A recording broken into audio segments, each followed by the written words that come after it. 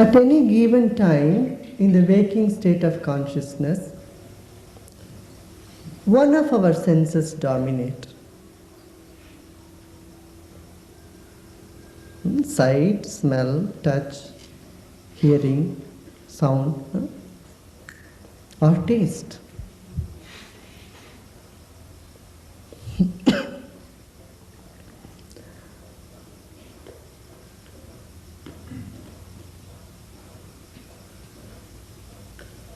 Now, what is the purpose of each of these senses? What do we want through any of the senses? There is a feeling of elevation, joy, isn't it? Only when something is joyful, you would like to look at them, look at it. Something doesn't give you, it's not pleasing to you, doesn't give you joy, then why do you want to look at it? You don't, right? Same thing in music, nice music, you like to listen to it. Food, that gives you some satisfaction, joy. Tasting food, you go for it. We live 3 states of consciousness, whether we like it or not. It's a routine. What are they? Waking, dreaming, and sleeping. In waking state, we experience the world through the 5 senses.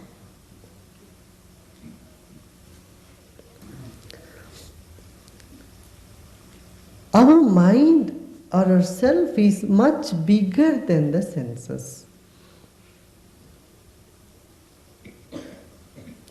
See, if one of our sense is missing, then you lose the whole dimension of that sense.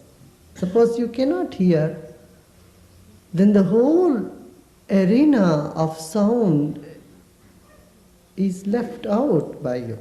It's missing to you. Same thing, you cannot see, then all colors, the whole sight is left out of you.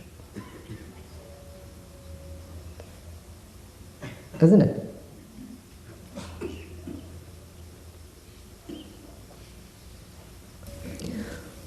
So, the senses are more important or much bigger than the object of the senses.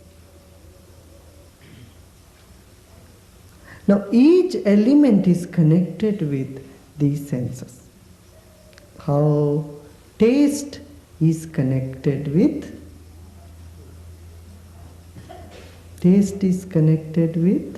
water element. If there is no water or saliva in your mouth, you cannot taste the liquid. Liquid is responsible for any taste, and the saliva in our mouth is responsible for the taste. So water element is connected with taste, and earth element is connected with smell. Fire element is connected with sight, and air element is connected with touch. Touch or prana is very much connected with air element. And sound is connected with ether, space, akasha.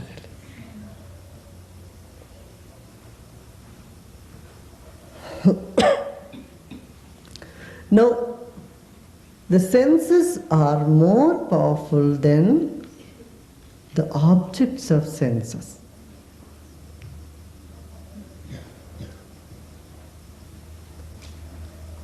Do you see what I'm saying?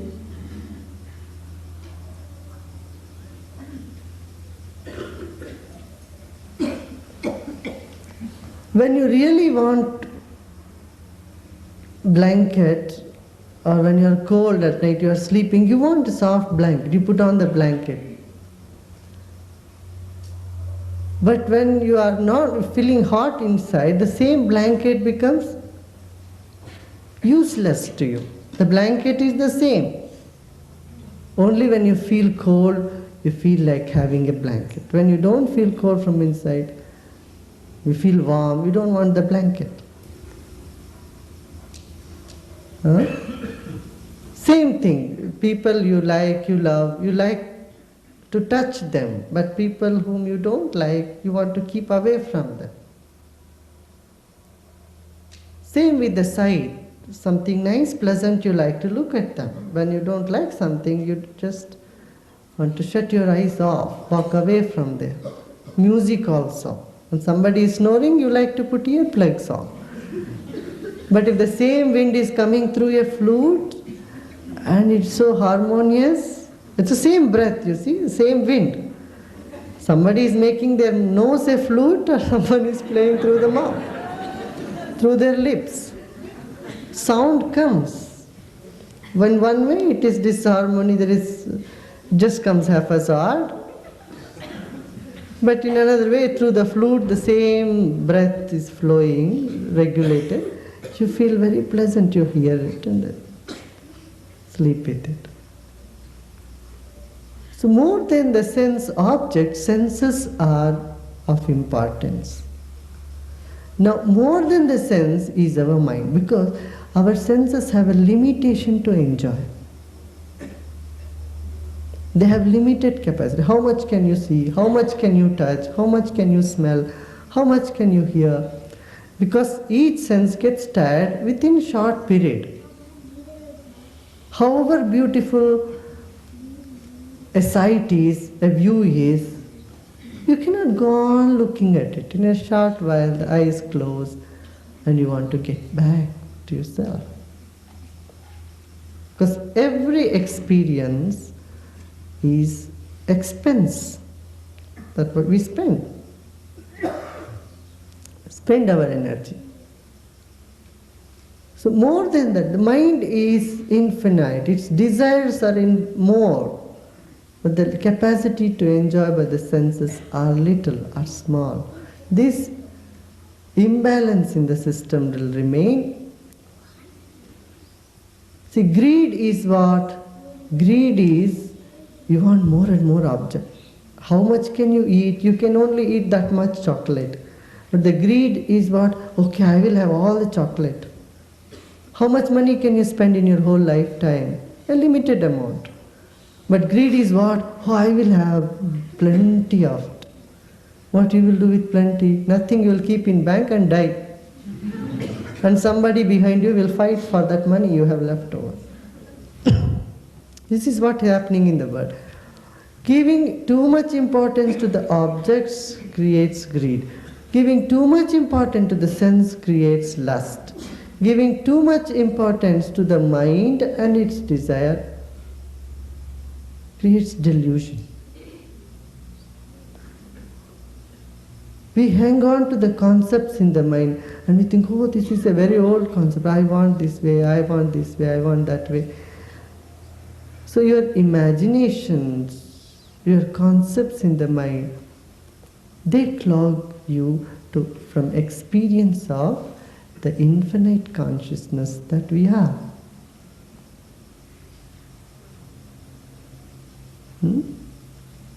I'm not denying anything. I'm not saying the world is bad, our senses are bad, the mind is bad.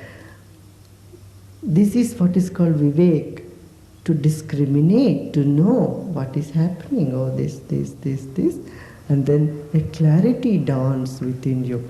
That is the first step of higher states of consciousness, wherein we don't just live in waking, dreaming and sleeping. Waking state, we experience, and the collected experience in the dream state come about, they manifest in dream, and in deep sleep is the only time where we get really good rest. Now, there is a fourth state of consciousness, which we all know by our meditation, which was neither waking, nor dreaming, nor sleeping, but something in between, wherein we know we are, but we do not know where we are. Do you see what I'm saying? This knowledge of I am here, but I don't know where I am, what I am, but I am. This is the fourth state, a glimpse of it, which gives deep rest, the deepest possible rest you could ever have. The mind becomes so fresh and delicate and beautiful. Just taking a dip into the fourth state. That fourth state is what is called Shiva. Shivam Shantam Advaitam Chaturtam Manyante Sa Atma Sa Viggeya. That is worth knowing, this fourth state, wherein I am awake and at rest together. What we do when we are awake, in waking state of consciousness, we engage ourselves constantly in activity, either eating or looking or seeing or smelling or hearing, continuously giving job to the senses. Or when we are asleep, we are completely cut off. We are so dull. The dullness and heaviness just dawns. It lingers on even after you wake up. If you sleep longer, you feel even more duller. Well, because you have spent a lot of energy in that sleep. Turiya, or the fourth state or transcendence, is where we just touch. We take the mantra and we drop the mantra, and we find there is no mantra, there is no thought, and even few moments of very peaceful, deep rest we experience. And the more we cultivate this, because this meditation is like a seed. The more you water it, the more you grow it, it grows. Fertilizers you put it, then it grows into a tree. Like that in meditation, what happens? This state, as you keep doing it regularly, not that one day you do, next day you don't do it, then it doesn't help. So if you do it regularly, then it cultures the whole nervous system. Our whole body, physiology undergoes a change.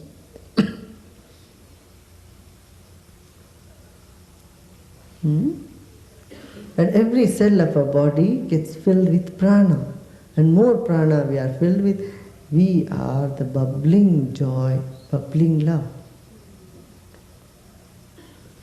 So our body has this capacity, that each cell of our body has the capacity to hold the infinity. Not just limitations, not just live like a worm. A worm also eats and sleeps and does its activity. There's no point in doing that. Utilize the full potential that the nature has bestowed in our system to hold this infinity in every cell of our body. For that we need to do the practices regularly. Few minutes it takes. Once it gets set in our routine, we feel fine about it. It's not a burden, it's not, I have to do something. No, when we do that, it gives more time to our life. It feels just right.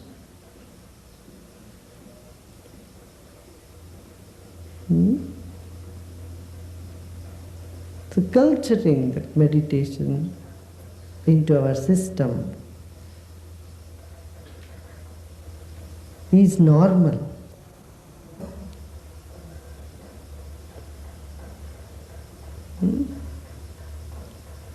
What some people would call as higher state of consciousness, I would say it is the normal state of consciousness.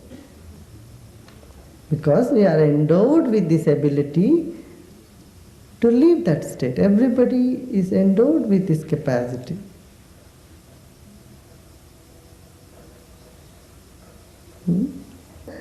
Two things happen here. One is it prevents from stresses to come into the system. Another thing, deep-rooted stresses in the system are let out. Simultaneously, they start happening. Hmm? And we tap the source that we are, that joy. That you are joy, you are happy, fulfilled. And when you are happy, fulfilled, then what happens as this state cultures more and more, anything you see, you feel, you look, you enjoy in the world becomes more intense and more beautiful. Then each one of your senses do all the other jobs. It's not like you're just looking, you're not just looking, you're also hugging, you're also smelling, each one of the senses will do all the other.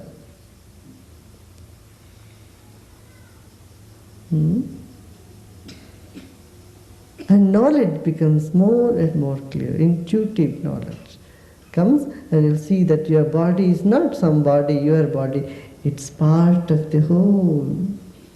It's part of this entire creation, and creation is part of you. You are part of the creation. So when the fourth state becomes more and more and more in daily life, then fifth state of consciousness dawns, which one calls cosmic consciousness, means being aware of the whole cosmos as part of oneself.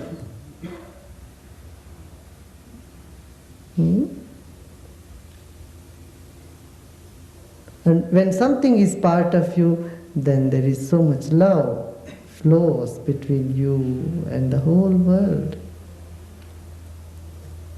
Love is again not an emotion, it is just state of our being. We mistake, love means, oh dear, It's not a melodrama. Love is your very existence, you realize that. And you are able to bear with the opposites.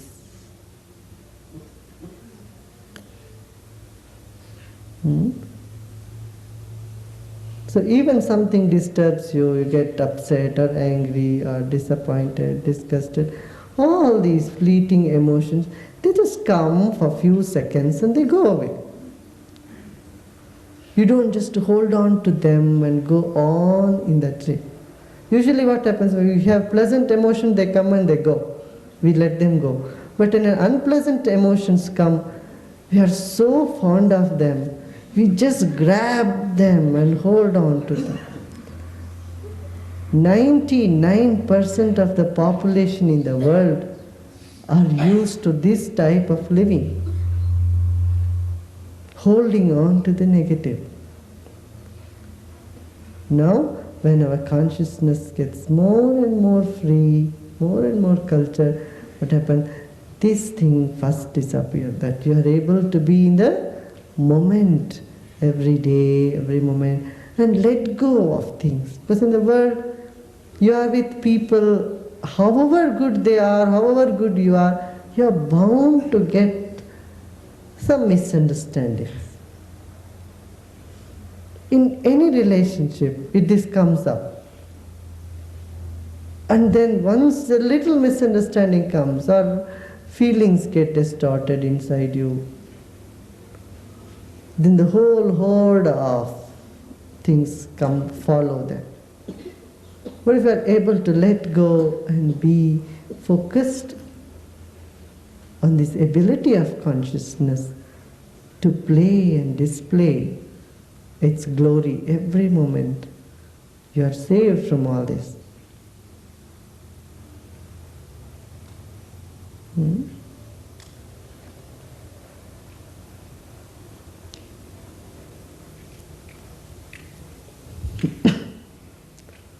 In higher states of consciousness is where the normal state, the intuitions develop, their ability to see, perceive, all this happens. And again, you don't have to sit and dream, oh, I am going to get that state of consciousness, this state of... I tell you, the highest is the simplest.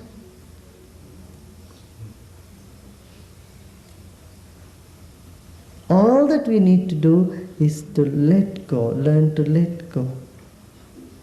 And let go, and you will see the simplest and the most beautiful state of our being that's been with us all the time. Has never left us. But we just had come under some clouds, and through this knowledge, through this grace and knowledge and wisdom, those clouds, they disappear. They come down as showers and help you grow. So every moment, every instant, take them as supportive and complementary for our growth. When we do that, we will not sit back and regret about the past and accumulate more stress in our system.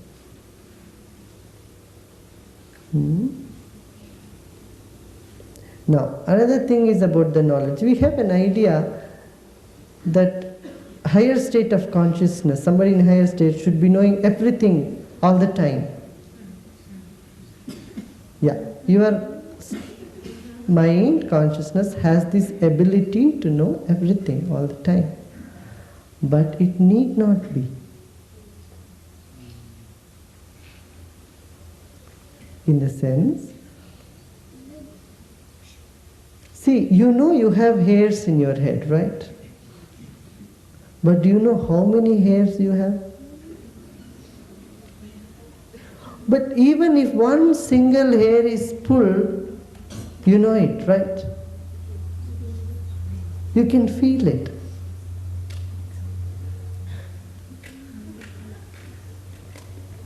So, you know there are so many hairs, but you don't know how many. But even if one hair is in trouble or pulled, you can very well feel it, you know it. The same is with our consciousness.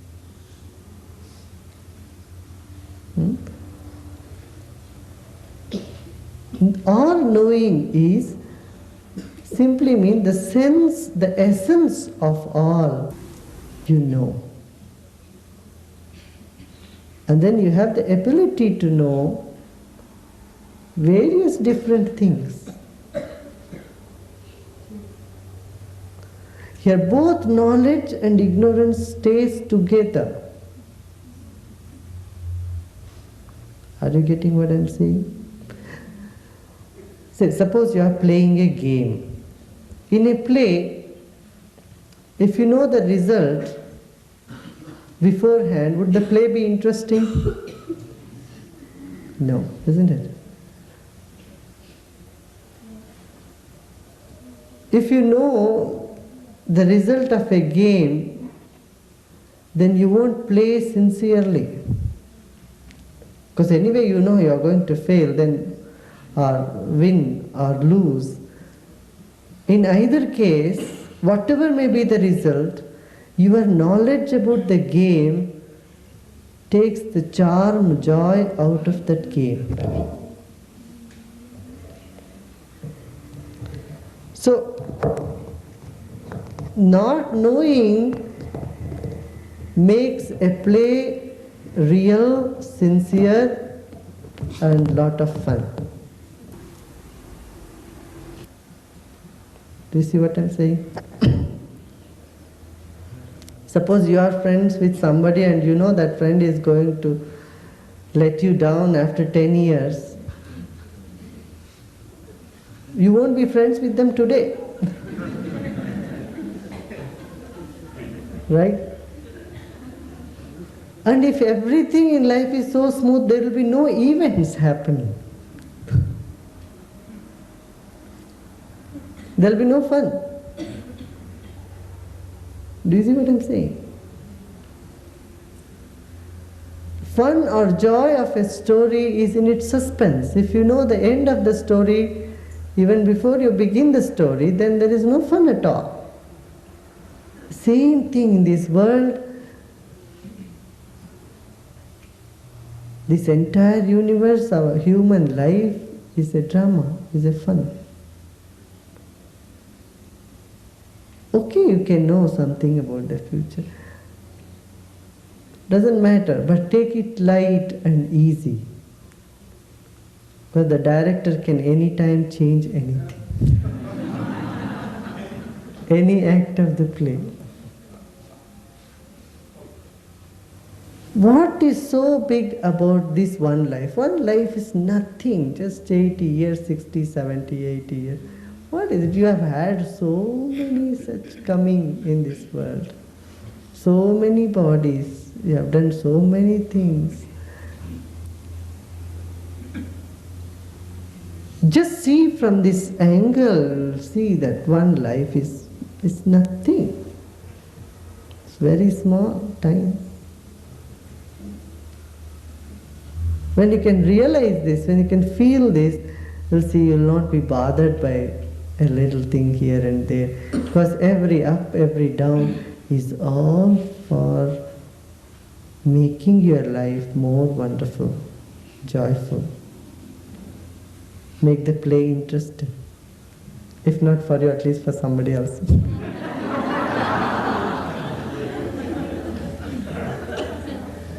Because the more we are concerned, we are unable to play the game with enthusiasm. Just imagine a football match and people are playing that match and people who are playing are so concerned about winning or losing, see, they won't be able to play properly. Those who never mind, it's not a big match, then they play with all enthusiasm. They kick the ball around here and there.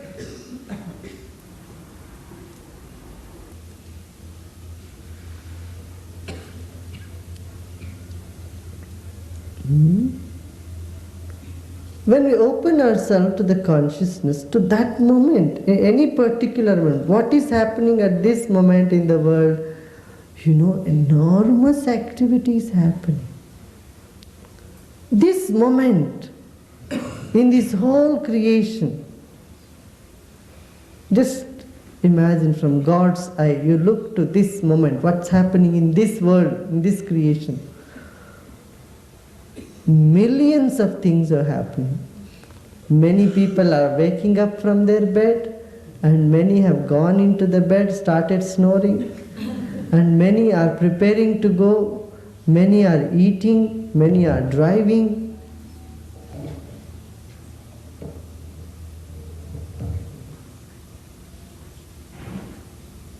No?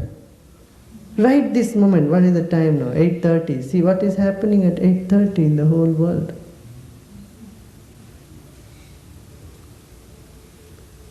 Enormous activity is happening. Many frogs are there, many chickens are hatching from their eggs. Right? Many mosquitoes are being born and many are being liberated.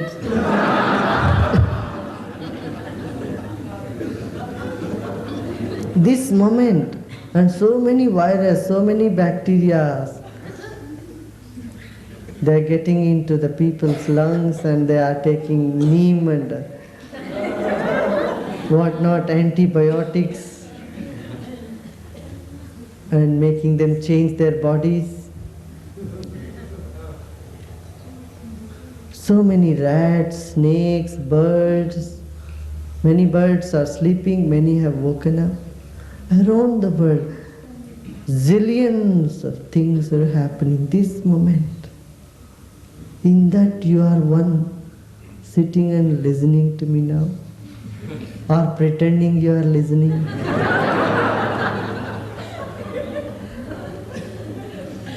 Mind could be elsewhere.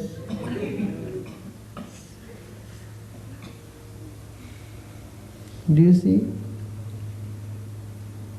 This infinite creation, but yet this consciousness knows everything. Deep inside you, everyone knows about everything in the world. Knowledge is present there. You can demonstrate it here and there.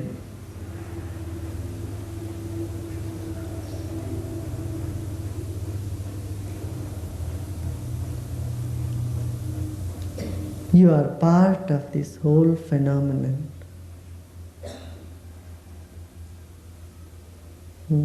So there is no division in the world. This is spiritual life, this is material life, this life is that. It's all one life. And regarding life is spiritual life. Reverence to life in this planet is spiritual life. Life becomes more important than matter. Your values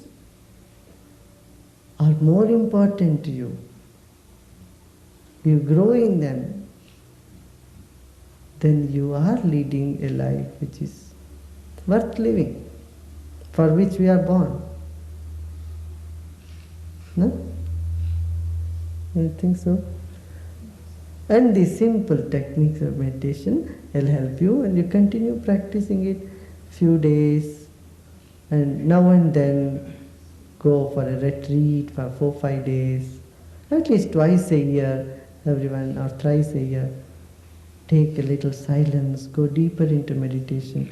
You'll find to your whole system, physically, mentally, spiritually, elevated.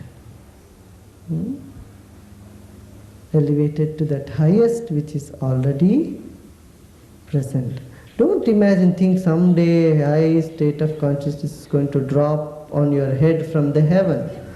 It's not going to happen.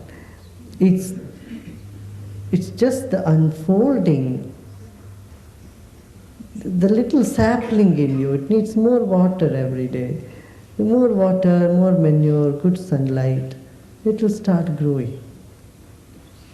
You know, here you will see there are some coconut palms, some palm trees which would yield in 3 years. There are some other palm trees which will take 10 years to yield. And if you don't put proper manure, they will never yield. They will be, for 50 years, they will simply be there. No? So this knowledge and practice, both together. It's not just you do practice and when you wake up from the practice, you find a gap between your practice and the world. Then there is conflict. No? Bring them all together in life. Practice, understanding, knowledge. No? All together can make our life beautiful.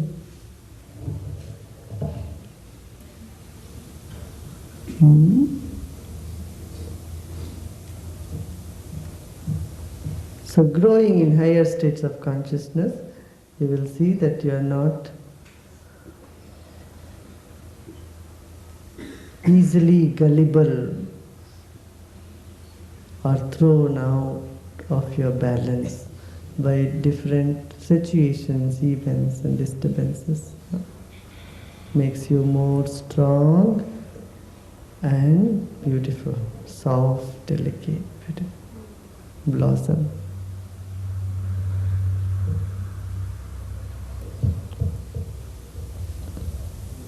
And yet there is no condition. It's possible someone could still accommodate all the opposite values.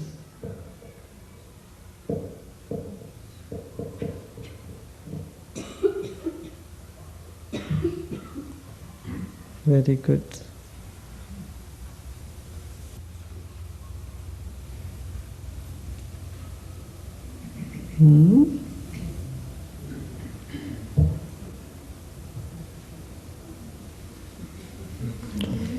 Jai Jai Radha